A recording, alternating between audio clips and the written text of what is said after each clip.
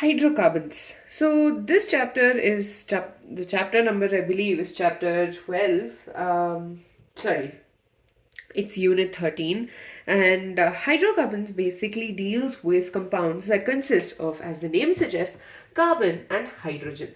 Now, the reason such compounds are very important is because of the fact that all the fuels that we use, like liquefied petroleum gas, that is LPG, compressed natural gas, petrol, kerosene, diesel, all of these are used as fuels, and all of these are hydrocarbons. So they consist of carbon and hydrogen atoms. Quite simple, right? So the hydrocarbons also have a very important use in almost every single thing that we use, right from our water bottles to our marker pens to even, I mean, it's basically everywhere, and I'm talking about plastic because plastics also consist of these two atoms, carbon and hydrogen atoms. So in this chapter, we will be talking about what hydrocarbons are, what are the classification of hydrocarbons. Then we'll be talking about alkanes, alkenes, alkynes, as well as the benzene, or rather the aromatic hydrocarbons, as well as the carcinogenicity of aromatic hydrocarbons.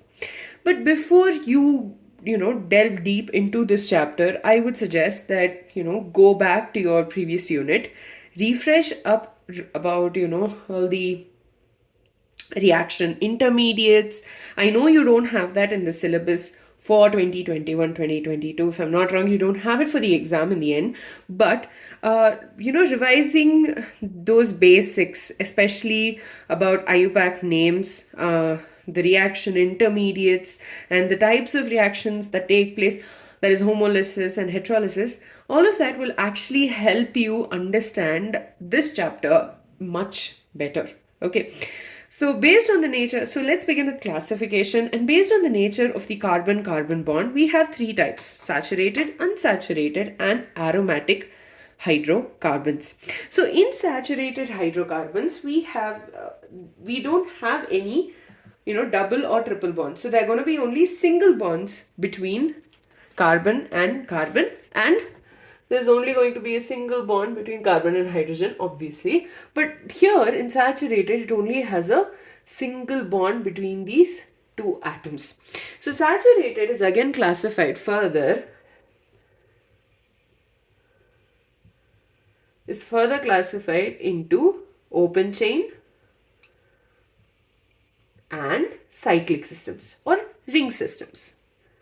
So open chain, as the name suggests, means that you have like a straight chain, right? So, and all these are satisfied by hydrogen atoms. So this is an example of an open chain saturated hydrocarbon. So here this is, as you know, it has 3 carbon atoms, so it's a propane. On the other hand, cyclic means that, so this is cyclopentane. Why? Because you have no double or triple bonds. You only have single bonds over here. And the remaining 2 valencies are obviously going to be satisfied by the hydrogen atoms. Now the reason we call these molecules as saturated is because all the remaining valencies of the carbon atom are satisfied by the hydrogen atom, and because of that these molecules are referred to as saturated. Unsaturated, on the other hand, can have a double or a triple bond between the carbon atoms. So unsaturated is further classified into alkenes and alkynes. So alkenes and alkynes. So an alkene will have a C double bond C, whereas an alkyne can have C triple bond C.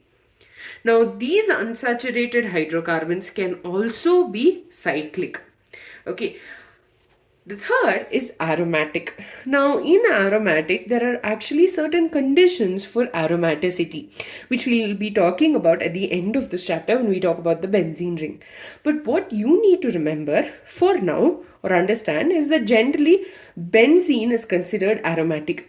Why? I will be telling you that in the end of this chapter. So with that, we're done with the classification. And also, it need not, an unsaturated hydrocarbon need not necessarily be an aromatic hydrocarbon. So that's about classification. We started with saturated, which has, which only has a single bond between and carbon and oxygen. And that's further classified as open chain or cyclic. Open chain, you'll have a straight chain. Cyclic is it's in a ring fashion. Unsaturated has double or triple bonds. Based on that, we have alkenes and alkynes, about which we'll be learning about as we move forward with this chapter. And the third is aromatic, which we will be discussing in detail in the end of this chapter. So there are certain conditions for aromaticity, and there are, you'll understand that when you get there. Okay, so with that, we're done with the introduction. In the next video, we will be discussing about alkenes.